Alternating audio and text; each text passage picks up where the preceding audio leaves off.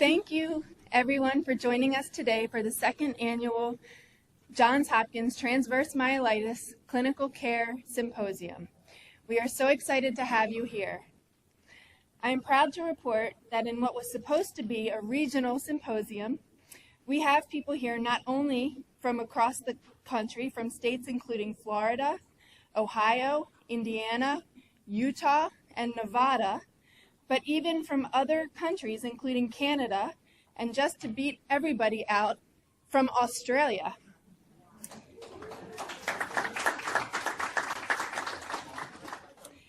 I'm Maureen Mealy, the program manager for the TM Center. And yes, I'm the one who took all of your RSVPs, harassed you all, and I thank you for your cooperation as I checked and rechecked your intention to come. This symposium generated a ton of interest. We actually had nearly 200 people who wanted to come, but as you look around, you can see that we could not accommodate 200 people in this room. So I'm grateful to all of you who, for your patience. We actually got to accommodate about 45 people off the wait list because of cancellations. So you may be one of 45 people who had the opportunity to come to this event who otherwise wouldn't have been able to come because of my harassment. So thank you for that. And again, welcome.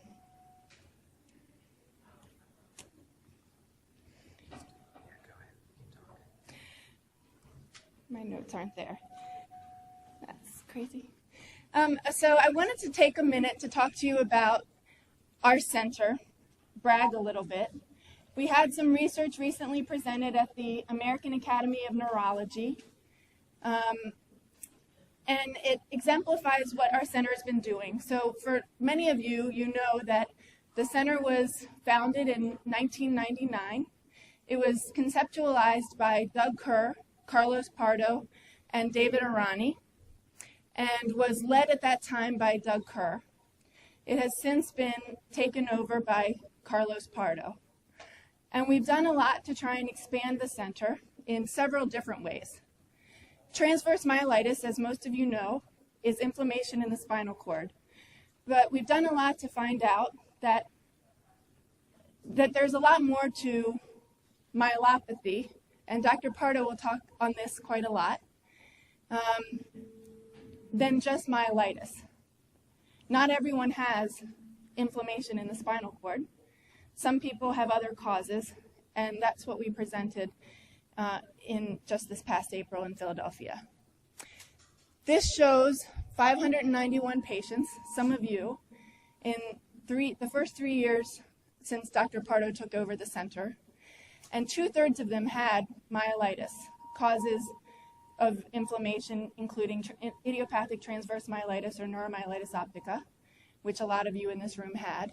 But another 1/3 had other causes, such as vascular problems, which I know of other people in this room who had, or metabolic problems, such as vitamin deficiencies. And so our center has really done a lot to try and work on diagnosing patients properly so that they're managed effectively. Not just getting steroids, but really parsing out what they really need to be, how they need to be treated. And that really takes a team effort. Another way our center aims to be comprehensive in our approach to assessment is to try to anticipate the team's needs in the diagnosis and find the best fitting neuroimmunologist within the TM Center, as well as whether they may need services provided by physiatry, urology, psychiatry, neurosurgery, radiology, and so on. And we're so fortunate to have colleagues who work with our center, some of whom are here today to address these needs. In the end, though, we're so lucky to have the core team of the Johns Hopkins TM Center who continue to make this program a success. The neuroimmunologists, Dr. Becker, Newsom, Ratchford, Venkatesan, Calabrese, MacArthur, Mowry, and Dr. Levy, who established the neuromyelitis optica program within the TM Center in 2009.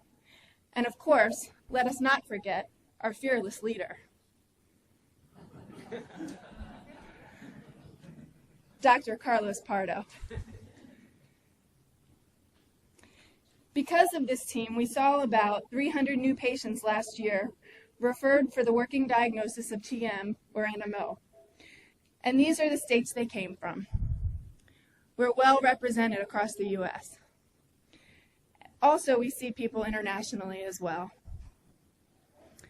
Another service that we provide, given that TM and NMO are rare diagnoses, is that free of charge, we provide to practitioners across the country free advice for patient management. This map represents the states that received this service.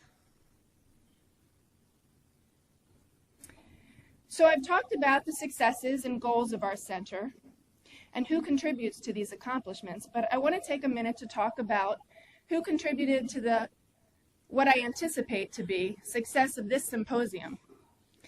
Needless to say, the faculty who are here from Johns Hopkins, Kennedy Krieger, and the International Neurorehabilitation Institute, who are taking time away from their families on a weekend, are invaluable to the success of this symposium.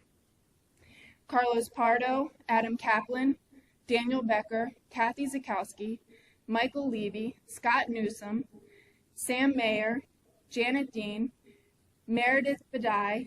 We are grateful for your contribution. Thank you all so much.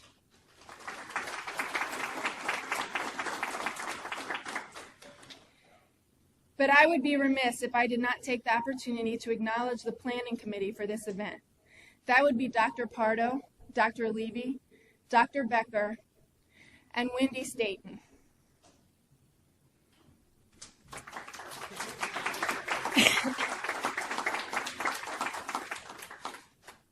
She really loves public attention, so I like to give it to her.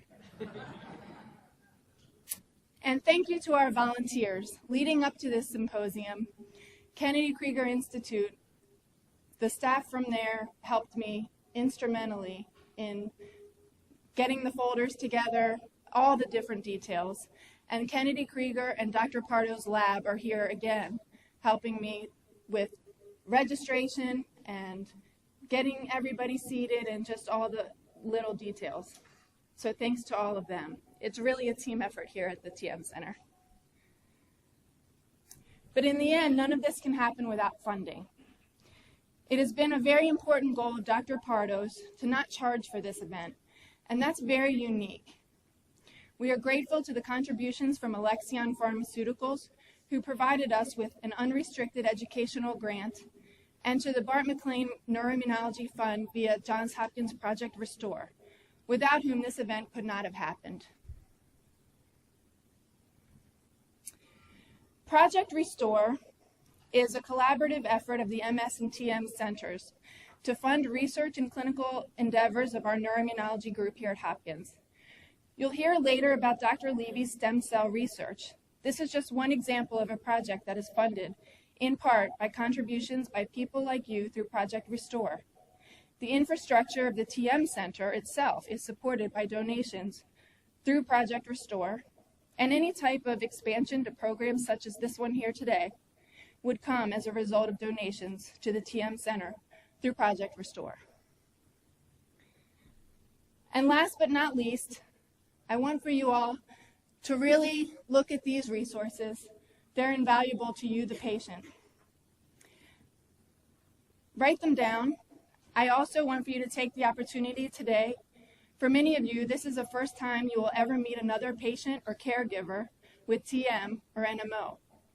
This is your opportunity to talk with others, to chat at lunch, or to exchange emails with other patients in a way that only 1 in a million other people can relate. I encourage you to take this opportunity. I want to acknowledge you and